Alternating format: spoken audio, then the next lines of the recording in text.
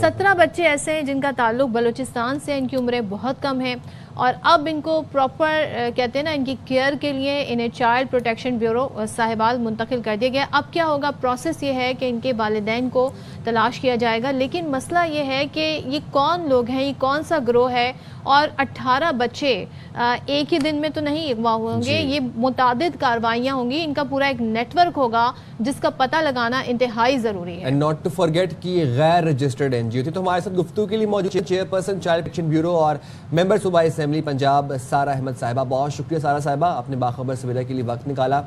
سارہ صاحبہ ذرا بتائیے گا، چیچا وطنی میں جو بازیاب کروائے جانے والے بچے ہیں ان کی اب حالت کیسی ہے اور ان کی عمریں کیا تھیں؟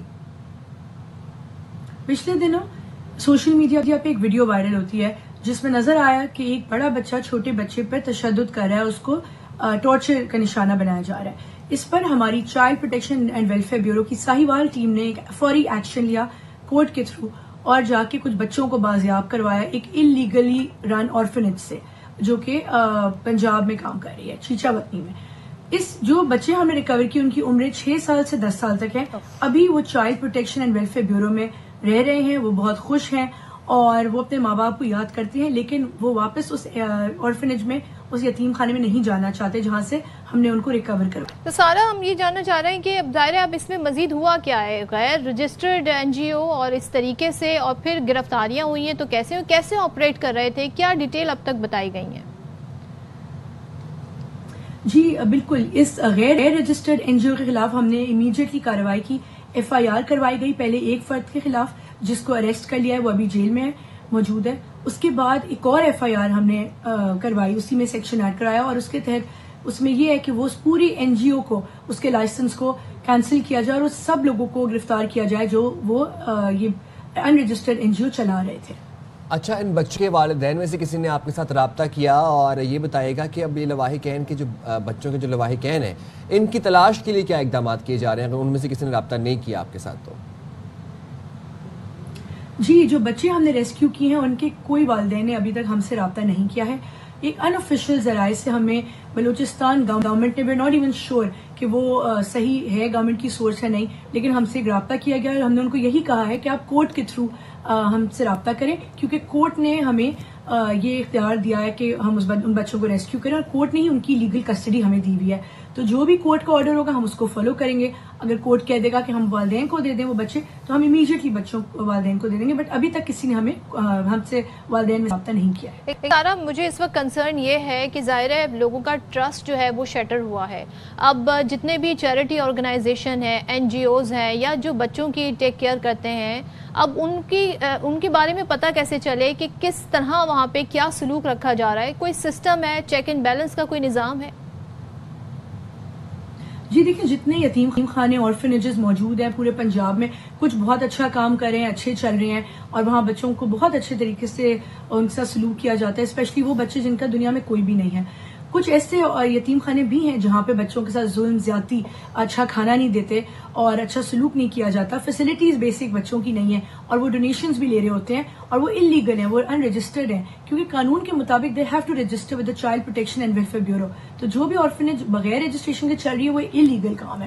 ہمیں ایسے آرفنیجز لوگ رپورٹ کرتے ہیں اور ہم نے کافی ایسے یتیم خانے سیل بھی کروائے ہیں پولیس کے ساتھ مل کے۔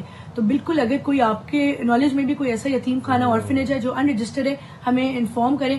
ہم ایک تو اور اوپر سے ہمارے پاس ایک اور بھی مینڈیٹ ہے لیگل کہ ہم جائزہ بھی لے سکتے ہیں کسی آرفنیج کا، اور ہم کرتے بھی ہیں سرپرائز وزٹس کہ وہ بچوں کے ساتھ کس طرح کا سلوک کرتے ہیں۔ تو اگر کوئی ان رجسٹرڈ این جی او ہے تو ہمیں بتائیں تاکہ ہم اس پہ ایکشن لے سکیں، اس کو سیل کروا سکیں۔ ٹھیک ہے، تھینک یو سو مچ سارا ہمارے ساتھ۔ لیکن بھائی اس کے لیے کوئی مربوط قانون سازی ہونی چاہیے، باقاعدہ پراپر، اور پھر لوگوں کو فائن کرنا چاہیے، گرفتاریاں ہونی چاہیے، جرمانے ہونے چاہیے، کیونکہ معاشرے میں بہت سارے لوگ ٹرسٹ کرتے ہیں ان اداروں پر، اور خاص طور پہ ہمارا مذہب بھی ہمیں سکھاتا ہے کہ ہمیں مسکینوں پہ، یتیموں پر، ناداروں کے ساتھ اچھا سلوک کرنا ہے۔ تو یہ تو کرمنل ایکٹ ہے، اس پہ تو کرمنل چارجز ان پر لگنے چاہیے۔ اور آپ یہ دیکھیں کہ اس میں کمیونٹی رول بڑا امپورٹنٹ ہے، کیونکہ ہمارے جو علاقوں میں اگر یتیم خانے ہیں یا این جی اوز ہیں تو ہم وہاں پر ڈونیٹ کرتے ہیں، وہاں پر چیریٹی دیتے ہیں، وہاں پر جاتے ہیں، جس میں تو کرپشن کا کیس بھی بن سکتا ہے اگر آپ ان کو صحیح سے اگر آپ ان کا خیال نہیں رکھ رہے۔ لوگوں نے بھی یہ دھیان رکھنا ہے کہ آپ کے علاقے میں جو این جی اوز کام کر رہی ہیں آیا وہ رجسٹرڈ ہیں بھی کہ نہیں، یا وہ غیر رجسٹرڈ این جی اوز ہیں، انلیگل ہیں. تو اس میں ہمارا کمیونٹی رول بھی بڑا امپورٹنٹ ہے.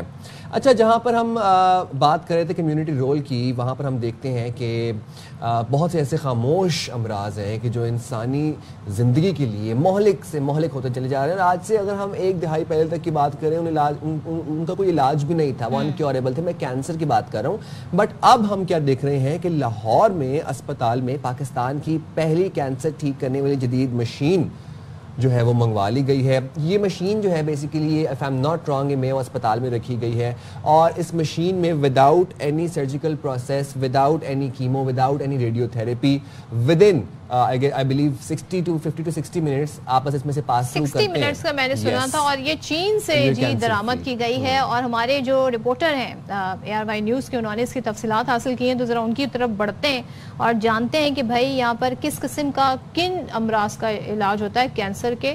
تو حسن حفیظ ہمارے ساتھ. حسن بتائیے گا آپ کیا بتایا جا رہا ہے اس حوالے سے؟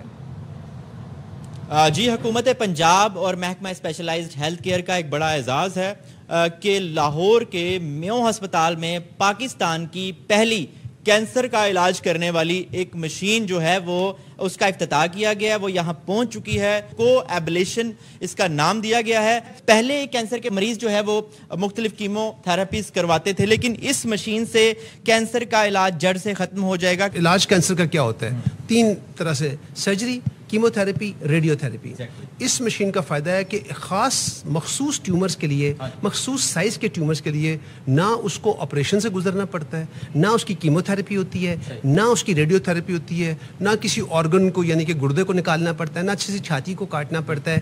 اس کی وجہ سے یہ جو اس سائز کے ٹیومرز، اس آرگنز کے ٹیومر اس مشین کے ساتھ پرفیکٹلی کیوریبل. یہ جو ہے 4 ایریا میں نے آپ کو بتائے کہ جس میں جگر ہے، جس میں جو ہے وہ پھیپھڑا ہے، جس میں گردہ ہے، اور جس میں چھاتی ہے. ان 4 جو جگہیں ہیں ان کے علاج کے لیے مؤثر ہے. اور اس میں جو ٹیومر کا جو اس کینسر کا جو سائز ہے وہ بہت اہم ہے، کیونکہ اس سائز سے بڑا ہو جاتا ہے تو وہ اپنی افادیت اس طریقے سے یہ مشین حاصل نہیں کر پاتی.